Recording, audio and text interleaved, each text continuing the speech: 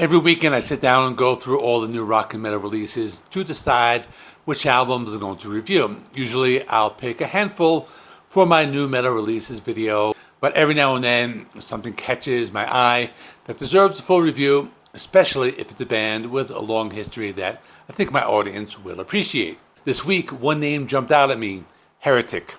I thought, why does that sound so familiar? So I did a little digging and discovered that Heretic was the band Mike Howe fronted before he joined Metal Church.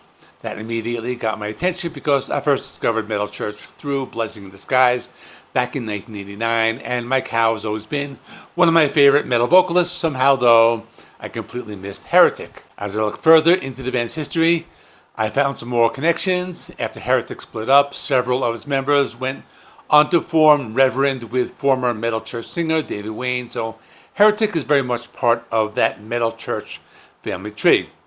Musically, they're often described as U.S. power metal. To be honest, I've never been a huge fan of that label. I've always thought of it as an interesting hybrid of traditional heavy metal and thrash metal. You've got crushing heavy riff guitars, darker, more sinister melodies, soaring vocals, plenty of aggression, all the ingredients that made classic Metal Church so memorable. But for the sake of simplicity, I'm just going to keep calling it US power metal. Now, Heretic is back with a brand new album, and I'm curious to hear how they sound all these years later. So let's dive in and let's see if this album is worth checking out. Before we get into the music itself, let's talk a little about where this album fits in Heretic's history.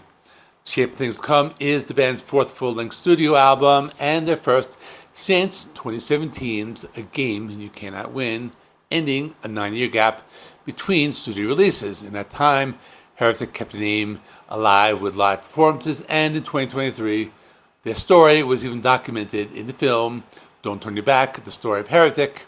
So this isn't a comeback from a band that disappeared. It's more like the next chapter in a career that had plenty of twists and turns. The current lineup features founding guitarist Brian Corbin, who has been the driving force behind Heretic since the mid-1980s.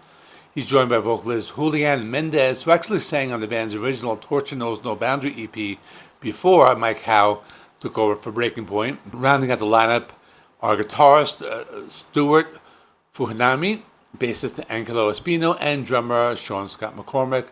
So while Mike Howe is naturally the member most fans remember, this version of Heretic also has deep roots in the band's early history. The album was produced by Steve Watson at Watson House Studios in Pasadena, California, and according to Brian Corbin, the goal was to capture everything that made classic Heretic special while expanding the band's sound. He has said that the album includes everything from full-on thrash to slower, more melodic songs, even an acoustic ballad, while still staying firmly rooted in traditional heavy metal.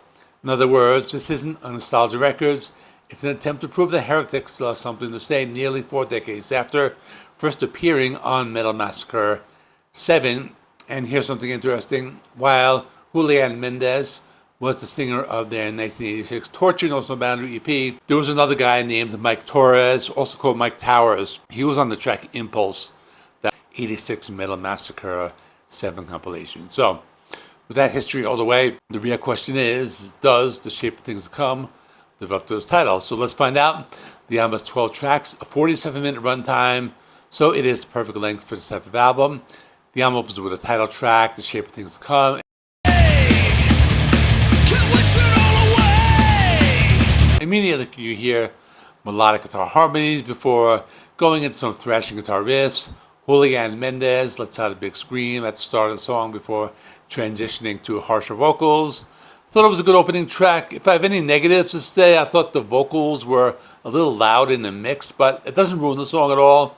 On a positive note, I like how the song shifts gears right before the solo, so good start, but moving on. Next track, Up in Flames, has some pretty cool drum and bass playing before we get some chunky guitar tones. This one actually reminded me of an early Metal Church type of song.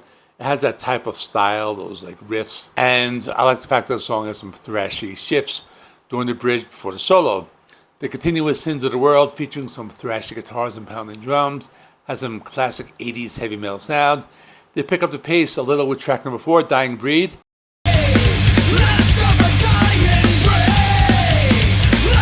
Has more of a thrashy sound, and I thought it sounded something along the lines of Anthrax's Fistful of Metal album, pretty cool example of early speed metal. Then about halfway through, or a little after halfway through, track number 5 called Swinging Blindly, and starts off a little atmosphere going into some thrashy moments. I like the drumming on the track, and one of the things that stood out. But after this is the track called Enslaved. It might be one of the heaviest tracks in the album. Very fast paced and relentless drumming. I like the isolated guitar riff in the beginning of the song. But now I get to the centerpiece of the album. I'll call it like the first ballad, because there are 3 like ballad-like songs in the album called Reckoning.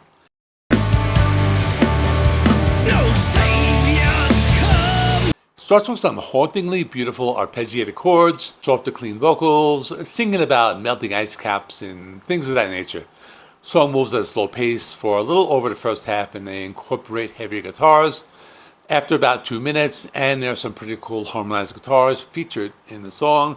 They pick up the pace with some more of the signature metal style, and the track In My Way features a mix of harmonized guitars and thrashy guitar riffs.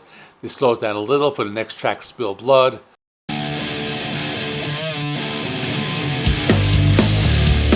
I would also call it more of a thrash ballad along with the lines of the previous track, Reckoning. A little more melodic, has a similar theme about mankind, always looking for a new way to spill blood, and talking about things like war and bombs and weapons of mass destruction and that type of thing. We get some pretty cool bass guitar in the first half of the next song called Divided We Fall. It's another pretty cool song, kept in the style of the album. The song has some political lyrics about the left and the right and all that, lunacy and all that. And then there are 2 more tracks in the album. The next one's called Sanctuary. It makes me think of that other metal band called Sanctuary, which is surprisingly subscribed to this channel. But another pretty cool metal track with big vocals and big riffs. And the ending album was another one of their ballads, Follow You Over the Edge. Life's a cruel game. And it's mostly acoustic. Sounds much different than the other songs. Has interesting lyrics about flat earthers and reaching the edge of the earth and that type of thing.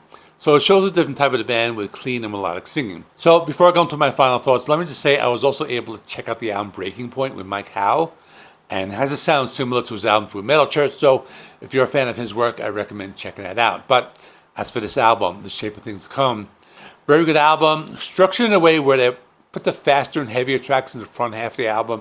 In the back half is a mix of heavy tracks and ballads.